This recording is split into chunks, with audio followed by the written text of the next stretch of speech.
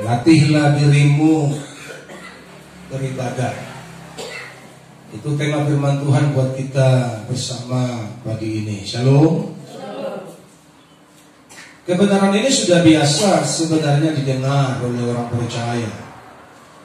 Tetapi saya memberitahu kepada saudara hari ini, Roh Kudus kembali mengingatkan saya untuk mengajarkan diri kepada saudara, teristimewa di tengah-tengah situasi yang kurang baik ini. Tidak ada pilihan bagi gereja Tuhan kecuali engkau mendekat kepadanya. Yang setuju katakan amin.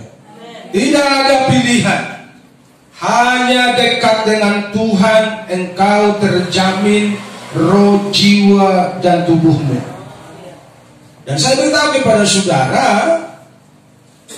kalau hanya datang duduk diam bernyanyi sementara lagunya sudah ada di depan ditampilkan, saya beritahu kepada saudara, tidak usah berlatih.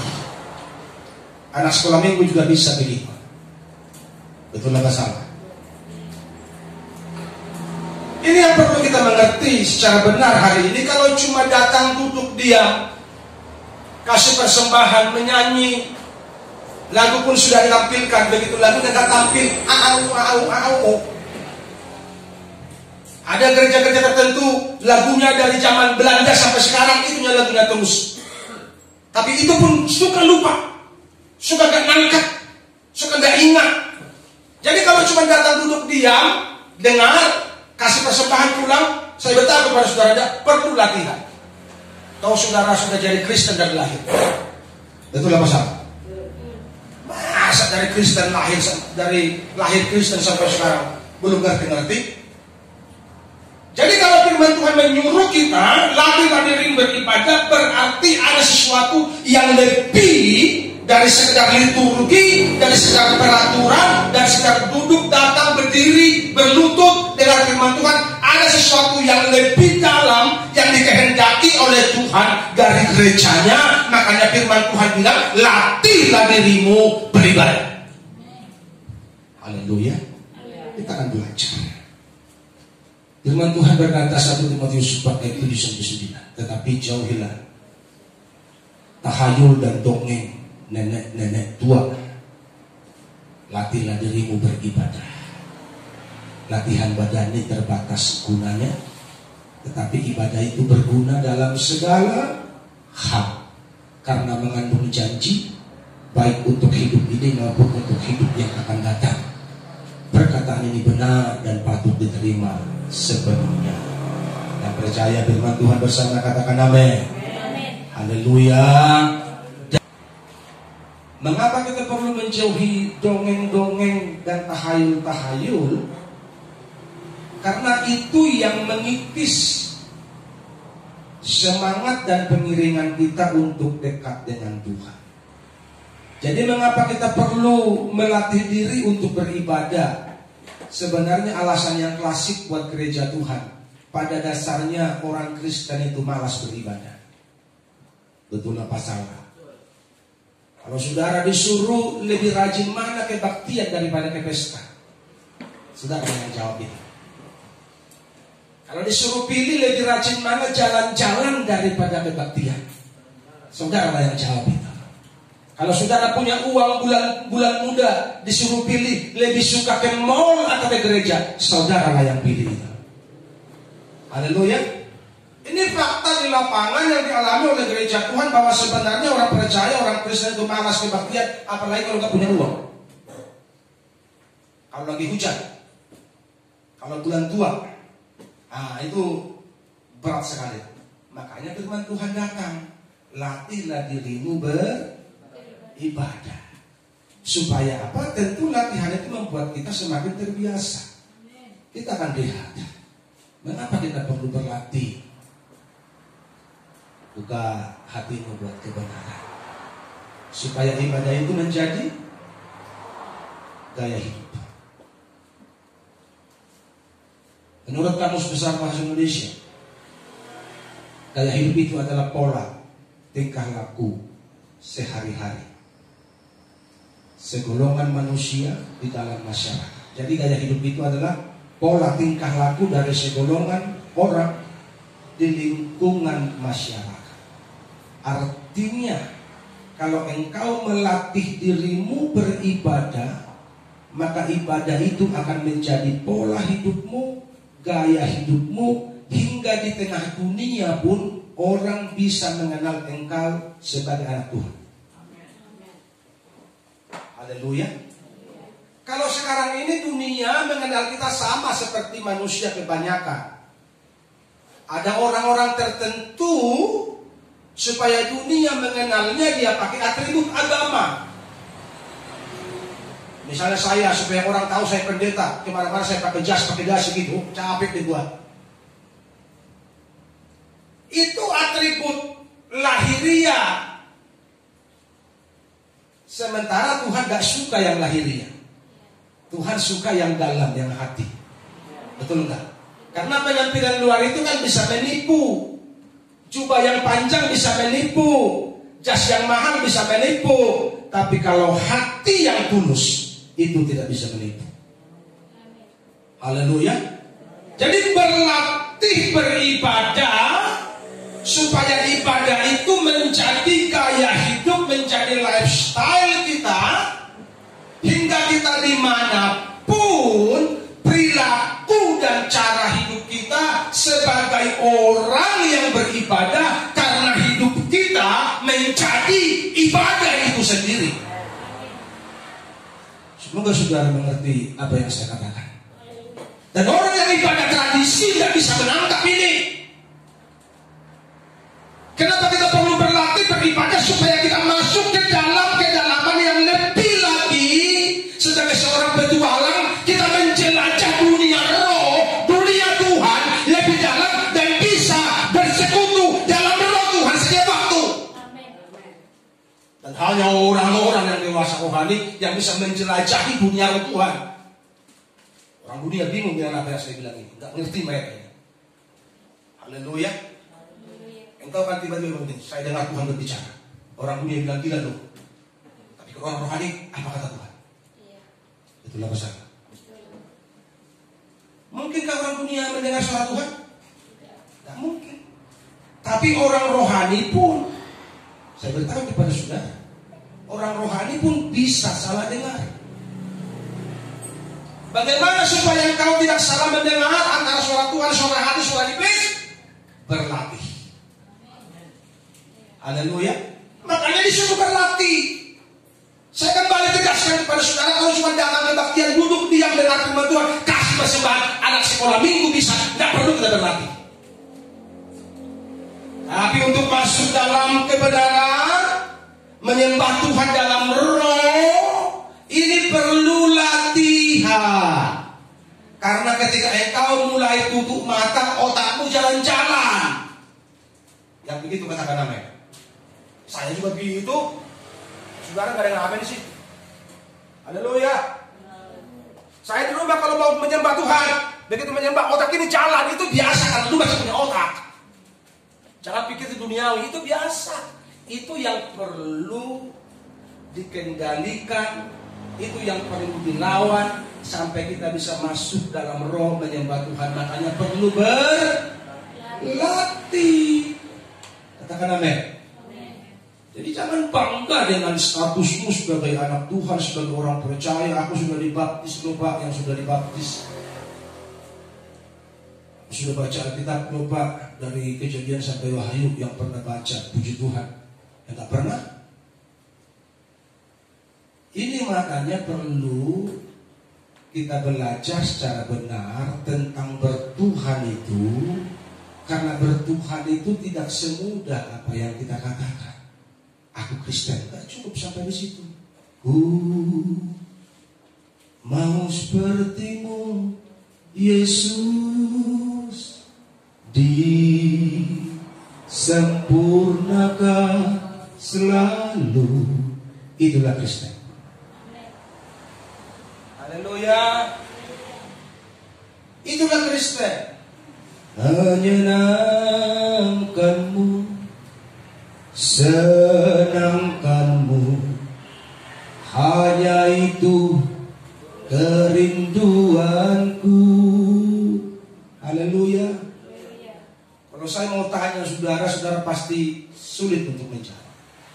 Bagaimana caramu menyenangkan Tuhan?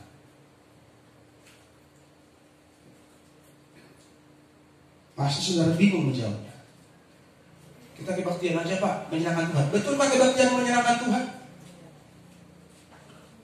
Kita ibadah rajin Pak, itu menyenangkan Tuhan. Betulkah ibadah menyenangkan Tuhan? Kita kasih persembahan Pak, itu menyenangkan Tuhan. Betulkah persembahan menyenangkan Tuhan? Betul apa salah? Jadi jangan saudara pikir menjadi orang percaya, menjadi orang Kristen itu mudah. Nah, menjadi anggota gereja aja susah. Haleluya. Menjadi anggota gereja susah. Kalau kau tidak bayar iuran tiap tahun dipecatkan. Betul apa salah? Itu baru menjadi anggota gereja. Bagaimana menjadi anggota kerajaan surga? Jadi jangan bilang begini, menyenangkanmu. Bagaimana caranya menyenangkan Tuhan?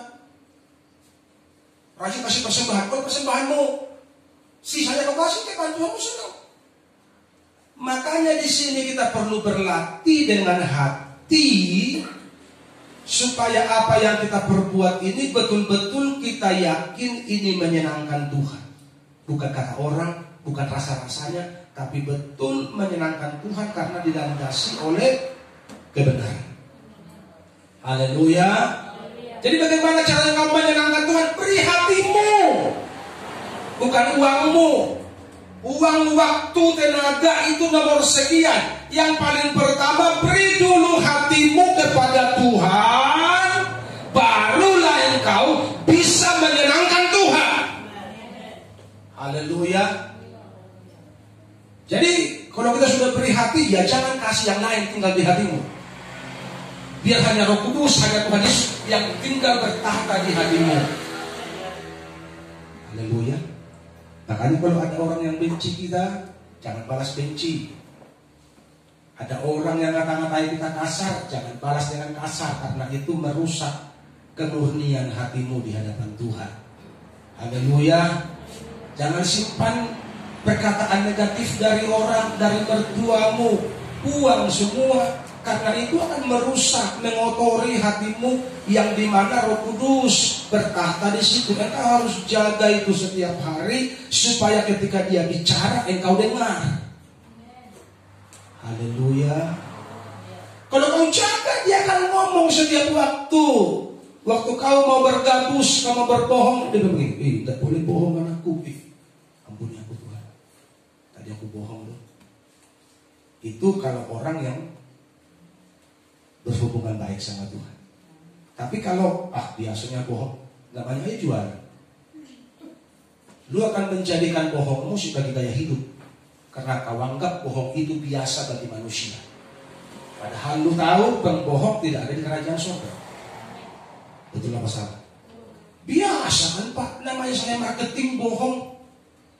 Daripada lu bohong terus jadi marketing, mending lu petani. Haleluya.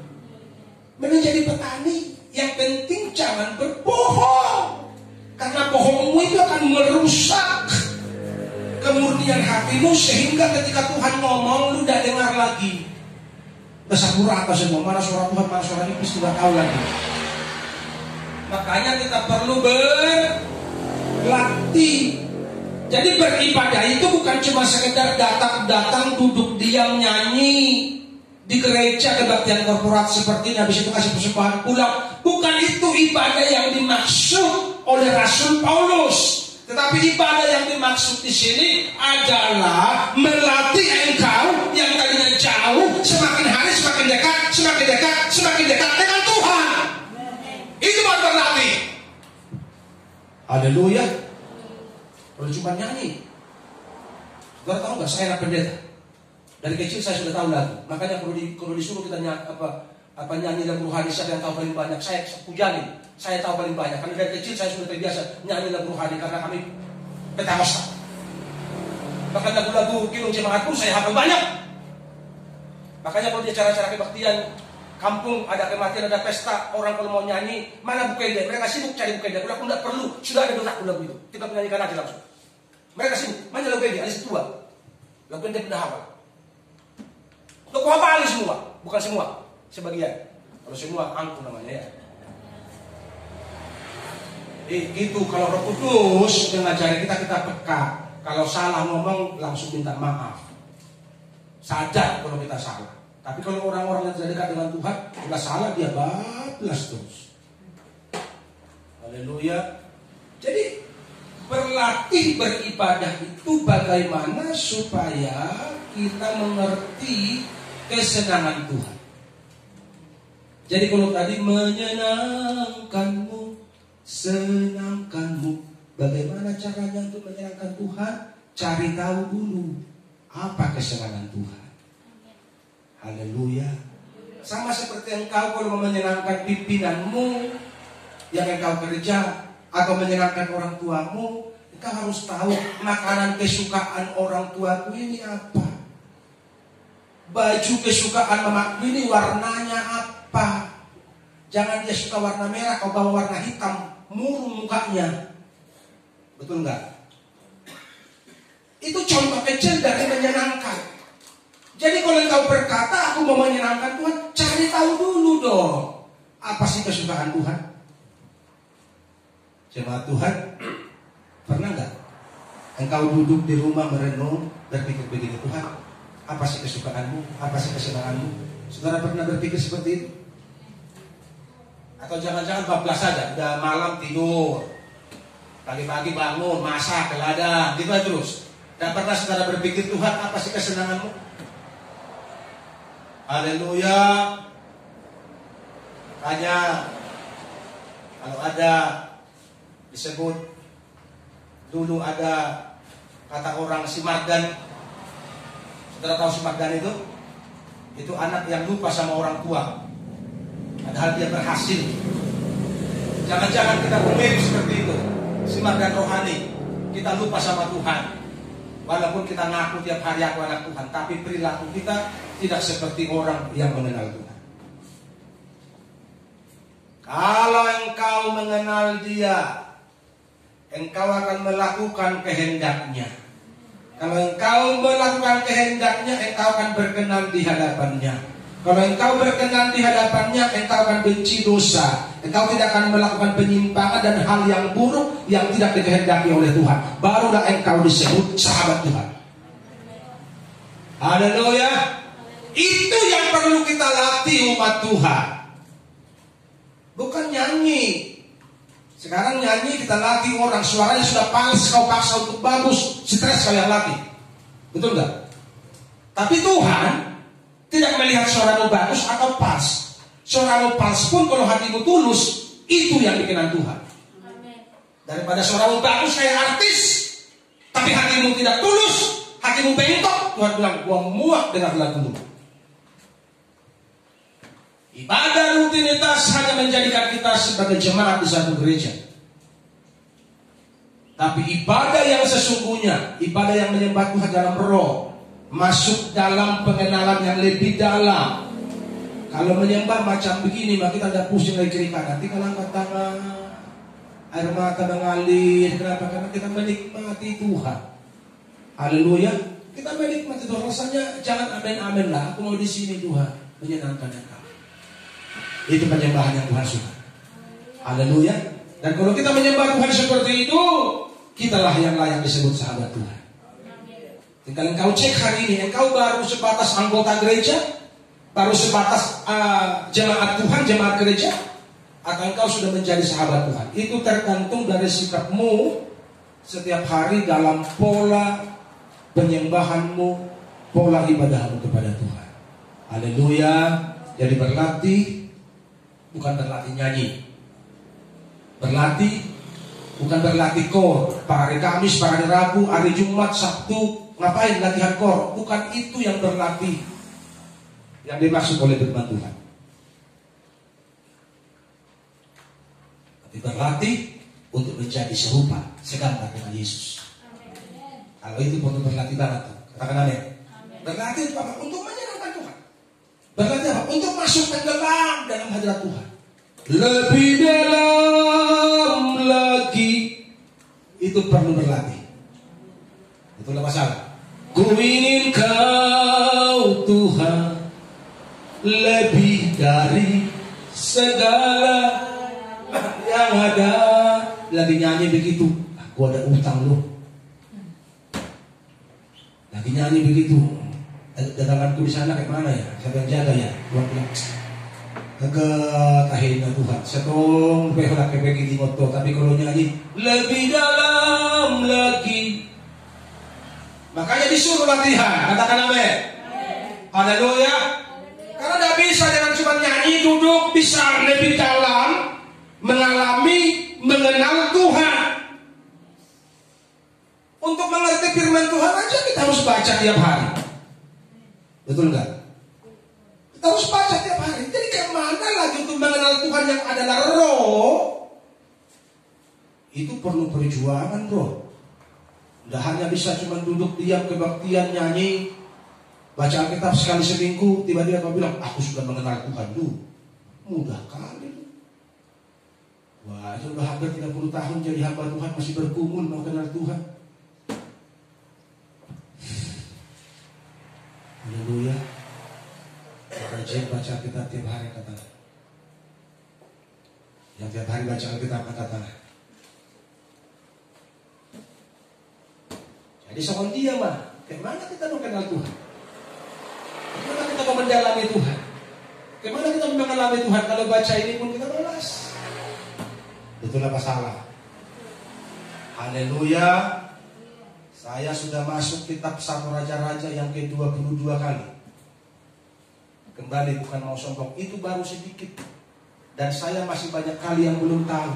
Tapi saya tidak pernah berhenti tidak baca Alkitab. Setiap hari harus kubaca dan kurenungkan firman Tuhan, baru mataku boleh tertidur. Itu janji kepada diriku dan janji kepada Tuhan. Jadi kalau orang lain berdosa mencuri, aku tidak baca Alkitab 1 hari bagi dosa. Itu komitmenku dengan Tuhan dalam merenungkan firman Tuhan. Tidak baca Alkitab sehari, dosa. Supaya apa? Ini tulisan Rasul Paulus kepada anaknya Timotius, kepada jemaat di Korintus. Dalam 1 Korintus 9 ayat 27, Paulus berkata begitu, tetapi aku melatih tubuhku dan menguasainya seluruhnya. Supaya apa? Supaya jangan setelah aku berkhotbah, jangan setelah aku menginjil, jangan setelah aku menjadi gembala sekian puluh tahun, aku ditolak. Tuhan bilang, gue gak kenal lu. Itu paling sakit tuh.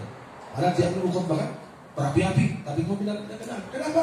Karena tidak berlatih, tidak menguasai diri, kompromi dengan dunia, kompromi dengan dosa, tapi khotbahnya firman Tuhan. Itu manusia zaman now, banyak yang begitu. Tapi kita jangan begitu. Katakan amin. Kita jangan begitu. Hidup kita harus terang. Ku mau ikuti kehendak-Mu Tuhan, dan tak mau lagi kompromi dengan dunia. Ku mau belajar menyenangkan-Mu Tuhan, selagi ku diberi kesempatan. Katakan amin. Jangan kompromi dengan dunia, karena itu yang merusak hubunganmu dengan Tuhan. Yang kedua, mengapa harus berlatih? Supaya kita mengalami manfaatnya.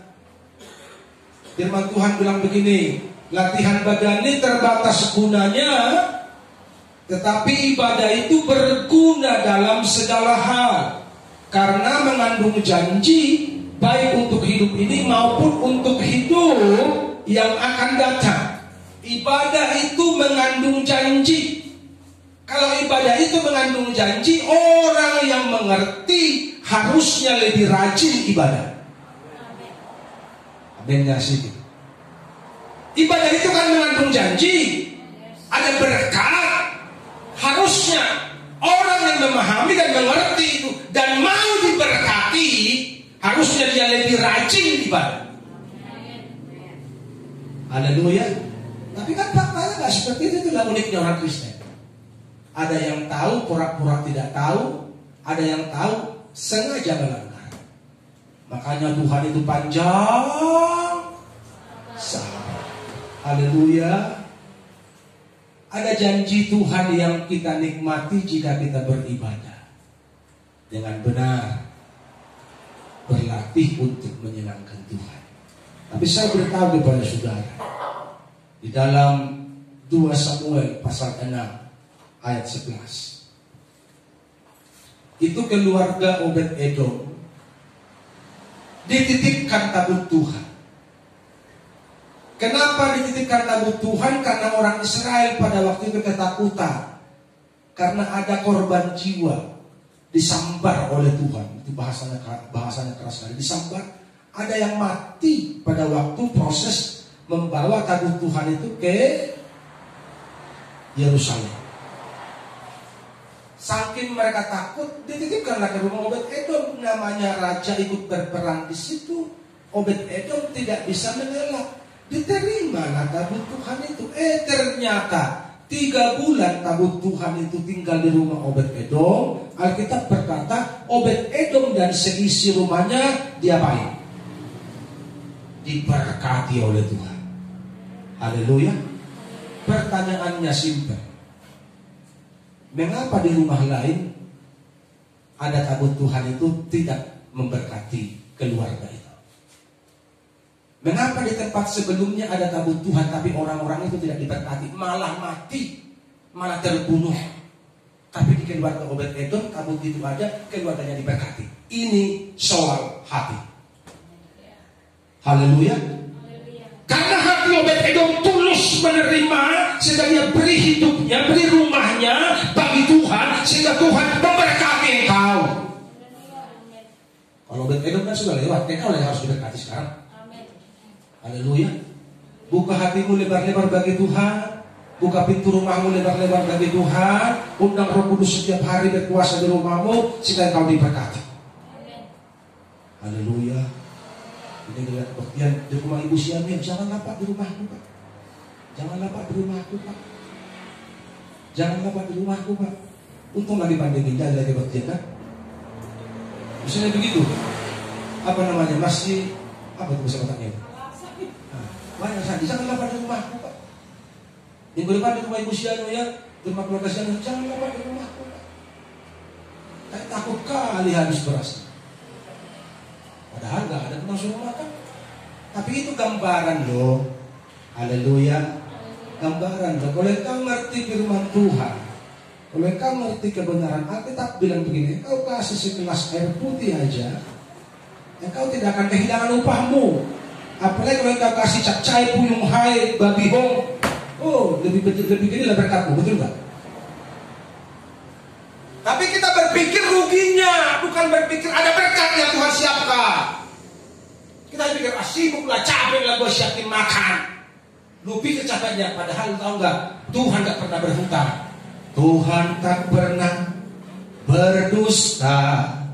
Dia selalu pegang janjinya. Tapi kita banyak mikir, banyak perhitungan. Makanya di rumah lain tabut itu ada, keluarga itu nggak diberkati.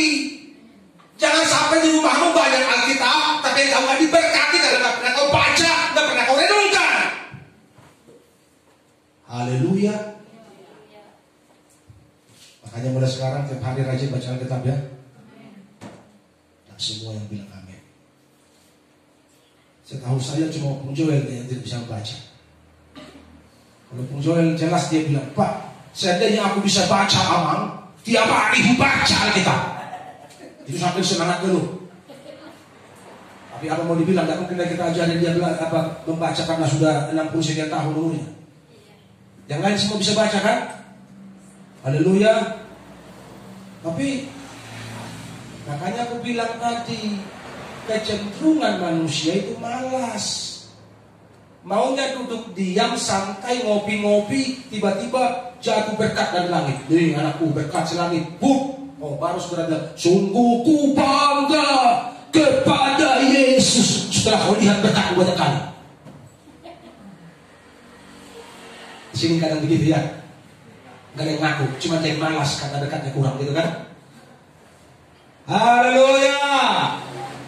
Saya beritahu kepada saudara, hidup itu harus diperjuangkan. Rohanimu pun harus diperjuangkan. berkat dari langit. Tapi engkau bisa kejar dengan kehidupan yang sungguh-sungguh, maka Tuhan akan buka jalan. Kalau ku hidup suci,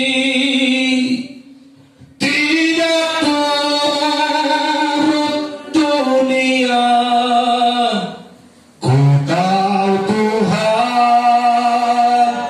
pasti buka